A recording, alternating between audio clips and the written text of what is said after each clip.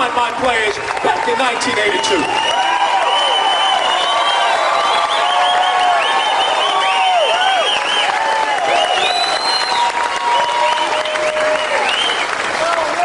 This is our time.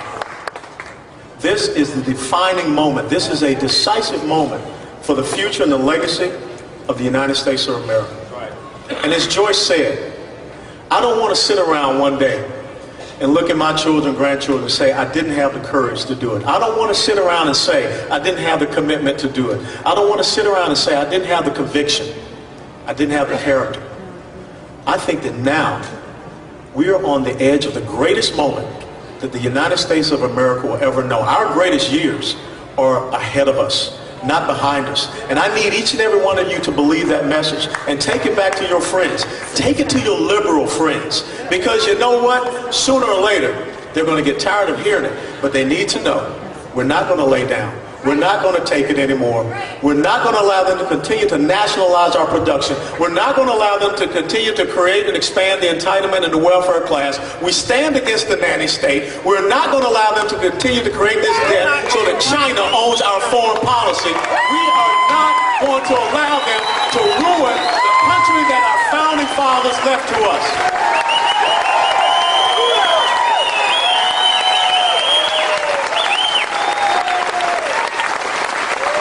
Close by saying this.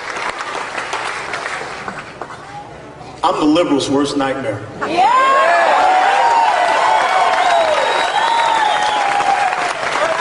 They cannot afford to have a young man from the inner city of Atlanta, Georgia, to rise up in this country because I completely invalidate all of their social welfare policies that have been tearing up our country.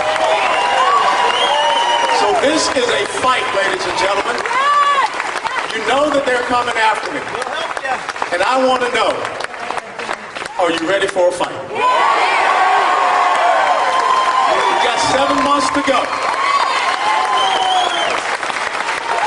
Now, a lot of the liberals get upset when I say bayonets. That's because they don't know anything about American history. It's not about me wanting to get a bayonet and go out and start stabbing people. It's about the spirit that that word meant.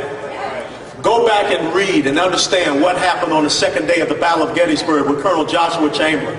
When all seemed lost, when he was holding the extreme flank of the Union Army of the Potomac, he was attacked constantly and constantly and constantly. Casualties rose, ran out of water, ran out of ammunition.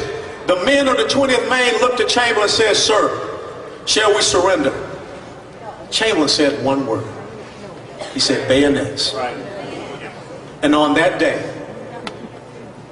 they won the Battle of Little Round Top. The Battle of Gettysburg was won, which changed the course of the Civil War, which changed the course of this country. And that's why I say bayonets, because there's power in that word. Just the same as when the 101st Airborne Division was surrounded at Bastogne, and they asked them to surrender. General McCullough sent one word back. He said, "Nuts." When you see the liberals, you go and tell them one word, nuts. We are going to take this country back for our children. God bless you all, and thank you for being here.